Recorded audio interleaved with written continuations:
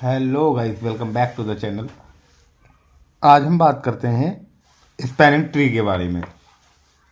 जैसे कि ट्री का जो ट्री वर्ड है, जो टर्मिनोलॉजी है, जो मैंने इसके फर्स्ट पार्ट में डिस्कस किया था। ट्री क्या होता है? Tree is acyclic graph. किसी ग्राफ में अगर साइकिल ना होगी तो हम उसको क्या कह देते हैं? ट्री कह देते हैं।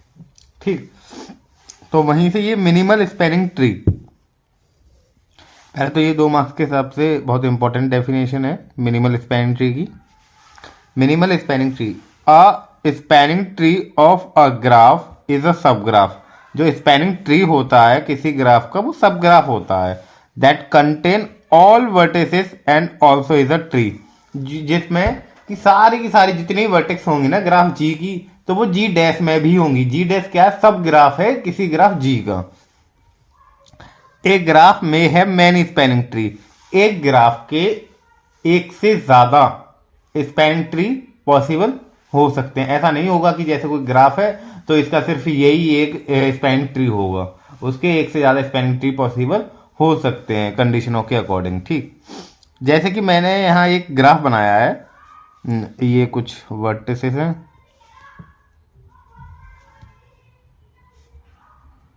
और ये कोई एक एज है। ठीक, अब इस ग्राफ के कितने, 1 2 3 4 चार मिनिमम या मिनिमल स्पैनिंग ट्री बन गए हैं। देखिए कैसे। जैसे कि क्या है स्पैनिंग ट्री? स्पैनिंग ट्री का मतलब क्या है कि सारी की सारी वर्टेक्स होनी चाहिए। सारी की सारी वर्टेक्स होनी चाहिए और जो ट्रेवर्सिंग कॉस्ट हो वो कम होनी चाहिए, या फिर n-1 एज प्रोड्यूस होनी चाहिए उसके अंदर। तो ठीक उसी प्रकार से देखिए इसमें कितनी वर्टेक्स हैं? 4 वर्टेक्स हैं। इसमें भी हम चारों वर्टेक्स को कवर कर रहे हैं, लेकिन आप देख सकते हैं कॉस्ट कम लगेगी क्योंकि यहाँ एक एज नहीं है। इसमें भी हम चारों वर्टेक्स को कवर कर रहे हैं और इसमें भी हम चारों वर्टेक्स को कवर कर रहे हैं। अब आपने देखा कि एक ग्राफ के एक से ज्यादा मिनिमल स्पैनिंग ट्री पॉसिबल थे। ठीक, the algorithm we will discuss now is minimum spanning tree is undirected graph. हाँ, सबसे पहले तो जो मिनिमल स्पैनिंग ट्री का बनाया जाता है वो अनडायरेक्टेड ग्राफ के ही लिए पॉसिबल होता है। अगर हम डायरेक्टेड ग्राफ में ये चीज करेंगे तो वह क्या, वो डिस्कनेक्टेड ग्राफ हो जाएगा। डिस्कनेक्टेड ग्राफ है तो ट्रैवर्सिंग तो पॉसिबल है, लेकिन वो मिनिमम कॉस्ट प्रोड्यूस नहीं करेगी। A minimum spanning tree exist only if the graph is connected. देखिए, if the graph is connected, ये अगर डायरेक्टेड होगा तो डिस्कनेक्टेड बन जाएगा। अगर ऐसे हम रिमूव करेंगे किसी एज को तो there are 2 famous algorithm for this, Prim's algorithm and Kruskal algorithm. किसके लिए? फाइंड मिनिमल स्पैनिंग ट्री को फाइंड आउट करने के लिए। अच्छा, अब इसका क्वेश्चन कैसे आता है? Find the MHT minimal spanning tree with the help of Prim's algo या क्रुस्कल। ये दोनों बहुत फेमस एल्गोरिदम है और इनमें से एक क्वेश्चन आपको पेपर में देखने के लिए मिल जाता है हर बार। ठीक, अब हम बात करते हैं प्रिम्स एल्गोरिदम के बारे में। क्या होती है प्रिम्स एल्गोरिदम? तो प्रिम्स एल्गोरिदम, इस प्रिम्स एल्गोरिदम में हम कोई एक सोर्स वर्टेक्स मानते हैं। प्रिम्स एल्गोरिदम के अंदर हम कोई सोर्स वर्टेक्स मानेंगे और उस सोर्स वर्टेक्स के अकॉर्डिंग हम उसे सॉल्व करना स्टार्ट करते हैं।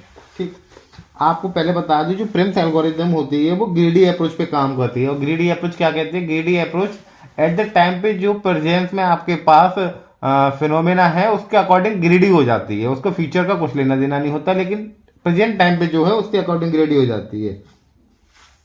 और प्रिम्स एल्गोरिदम के अकॉर्डिंग जो आपका स्पैनिंग ट्री होता है वो ग्रो करता है किसी स्टार्टिंग पोजीशन से, ग्रो करेगा। ठीक,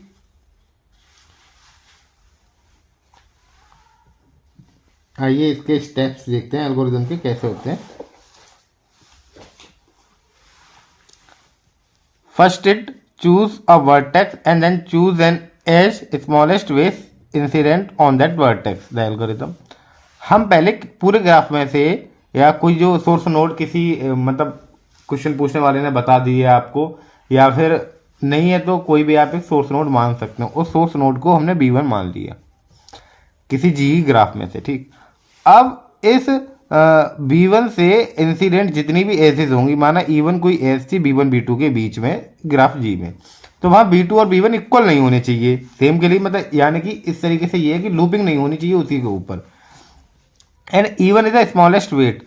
अगर वहाँ स्मॉलेस्ट वेट E1 हमें मिल रहा है तो हम उसको रिमूव कर देते हैं, डेड से शो कर देते हैं, ठीक।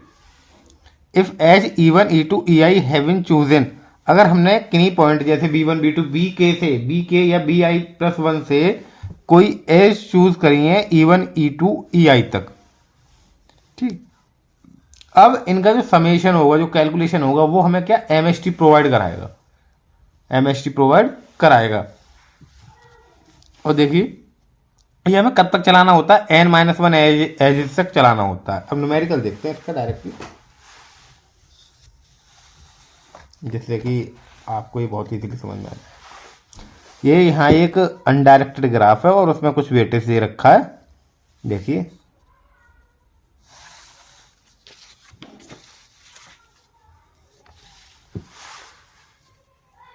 अब लेट अस एज्यूम हमने जो सोर्स नोड मानी है वो A मानी है, जो सोर्स नोड है हमारी वो A है।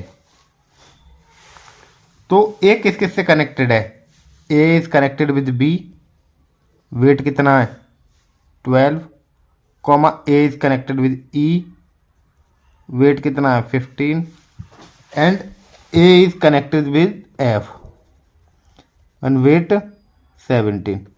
अब इसमें से मिनिमम वेट कौन सा है, ये वाला, वही तो हम बात कर रहे थे जो स्मॉलेस्ट वेट होगा। तो हम उस स्मॉलेस्ट वेट को डेड डैश पोर्शन से शो कर देते हैं, ठीक। अब इसके थ्रू हम इस वाले पॉइंट पे चले गए। अब इससे बात होगी V किस किस से कनेक्टेड है, V, F, V, D and V, C। Minimum weight देखिए, दैट्स, तो अब ये वाली हमने मिनिमम कर दी, ठीक। अब C पे आ गए। C किस किस से कनेक्टेड है, C एक तो अपने V से कनेक्टेड है, लेकिन B ऑलरेडी ट्रेवर्स की जा चुकी है तो उस पर वापस जाएंगे नहीं। C D से कनेक्टेड है, तो अब हमने C को भी डेड डैश पोर्शन से दिखा दिया। नाउ अब हम D पे आ गए।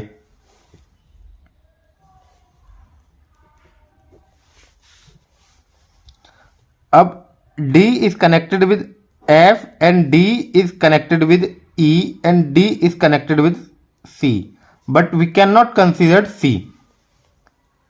अब D से कनेक्टेड है जिसकी वैल्यू है 14 वेट, और D F से कनेक्टेड है 10, मिनिमम क्या है ये, तो हमने उसको दिखा दिया, ठीक। अब हम आ गए F पे।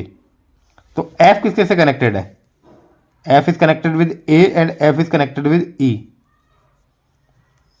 ये 19 और ये 17। अगर हम स्मॉलेस्ट 17 है, स्मॉलेस्ट वेट 17 है, अगर 17 को कंसीडर करते हैं तो अगर जैसे मैं इसको 17 को कंसीडर कर दूं तो ये एक साइकिल बन जाएगी।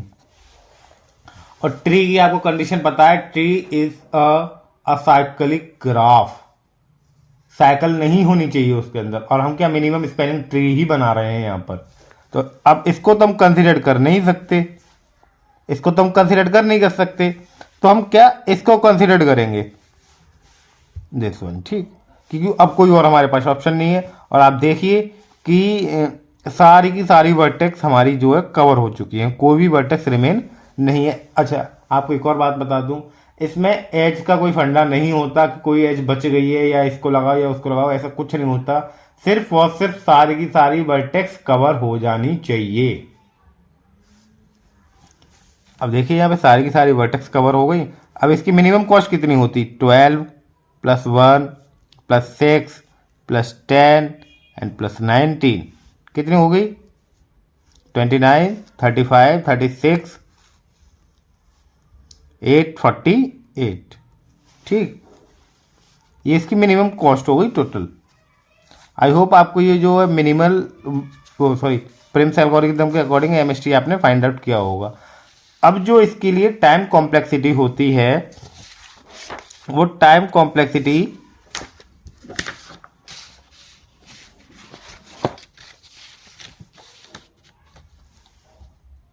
Big O of B square होती है, क्योंकि हम सारी की सारी वर्टेक्स की बात करते हैं। A simple implementation of Prim's using an adjacency matrix और an adjacency list graph representation के लिए, linearly searching of an array weight to find the minimum weight edge to add require big O of B square. Big O of B square, ये time complexity दो method के according आती है। वैसे तो हम इसको ई प्लस वी वी एक इसमें हीप के लिए होता है और एक इसमें सिंपल ट्रैवर्सिंग के लिए होता है। लेकिन जो हीप वाला होता है, हीप वाला ये होता है वी स्क्वायर वाला, big O of V square, जो कि बहुत वो एप्रोप्रिएट माना जाता है इसमें ग्राफ में। ठीक।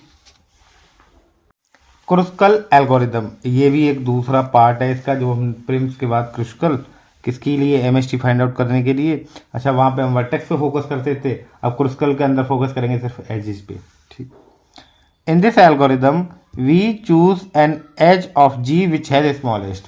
अब इसमें क्या होता है, कोई सोर्स वर्टेक्स या कोई इनिशियल वर्टेक्स ऐसा कोई फंडा नहीं होता, पूरे ग्राफ का जो स्मॉलेस्ट एज होती है हम उससे अपना काम स्टार्ट करते हैं। ठीक। Which has the smallest weight among the edge of G which are not loop, जिसमें क्या लूप नहीं होना चाहिए। The algorithm gives a cyclic subgraph T of G. ठीक। Choose E1 and edge such that weight of E1 W is as small as possible. मतलब कि जो हमने एक ऐसी एज चूज करेंगे जिसका कि वेट मिनिमम से मिनिमम होगा पूरे ग्राफ के अंदर। ठीक। ये एक कंडीशन है एक तरीके की। Step 2, if S E1 E2 EI have been selected, अगर एज सिलेक्ट कर ली गई हैं, choose an edge EI+1 not already chosen such edge, इस मैनर में चूज करनी है वो आपकी, कि देन इंड्यूस सबग्राफ, साइकिल ना बनाए सबसे पहली बात तो, और अगर पॉसिबल है स्मॉलेस्ट है स्मॉलेस्ट आपको चूज करनी है। मतलब कि सारी चूज कर ली और अब चूज करने पे ऐसी दिक्कत आ रही है कि साइकिल बननी है, साइकिल ना बनानी चाहिए। जो प्रिंस के क्वेश्चन में हमने देखा था जैसे साइकिल बन रही थी लेकिन दूसरी चूज कर ली, तो हमें साइकिल नहीं बनानी, सिर्फ इतना ध्यान रखना। If G has an vertex stop after n-1 edges have been chosen. ठीक है, एन वर्टेक्स है तो n-1 एजेस और चूज कर ली गई है वहां रुक जाएंगे, अदरवाइज दोबारा से हम स्टेप 2 को चलाते रहेंगे एल्गोरिथम के अकॉर्डिंग। देखिए यहाँ पे ग्राफ बनाया गया है, ये भी अनडायरेक्टेड ग्राफ है। ठीक है,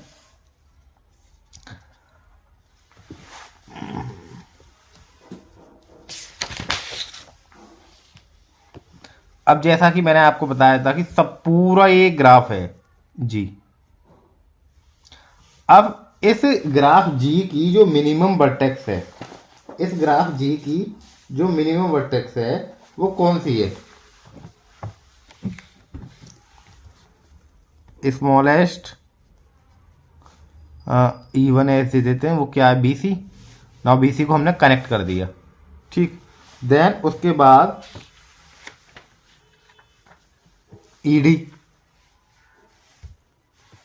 देखिए, E2 नाम दे देते हैं इसको। अब इसको भी कनेक्ट कर दिया। उसके बाद GC एंड GC के बाद GD, वो थोड़ा शॉर्ट करने के हिसाब से बना दिया और कोई बात नहीं थी। अब इन दोनों को कनेक्ट कर दिया। ठीक। अब जब इतना ग्राफ बन गया उसके बाद हम करते हैं FE स्मॉलेस्ट, अब हमारे पास FE को कनेक्ट कर दिया। नाउ अब जो देखा गया है कि अब सिर्फ एक एज एक वर्टेक्स कवर नहीं हो पाई है, उसको देखते हैं, और अब जो स्मॉलेस्ट बचा हुआ है वो ए भी बचा हुआ है, उसको भी कनेक्ट कर दिए। अब जो टोटल स्पैनिंग ट्री बन के आया है वो कैसा बन के आया है, कुछ ये पॉइंट आप पहले से लगा लें ग्राफ के।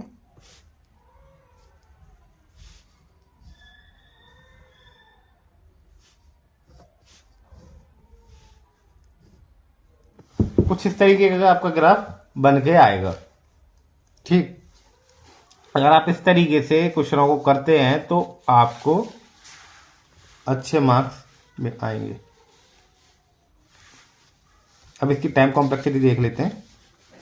जो वर्स्ट केस में टाइम कॉम्प्लेक्सिटी होती है, क्योंकि हम एज की बात कर रहे हैं, तो ई लॉग ई होती है इसकी बिग O ऑफ, ठीक, प्रिम्स बहुत सॉरी क्रुस्कल एल्गोरिथम की।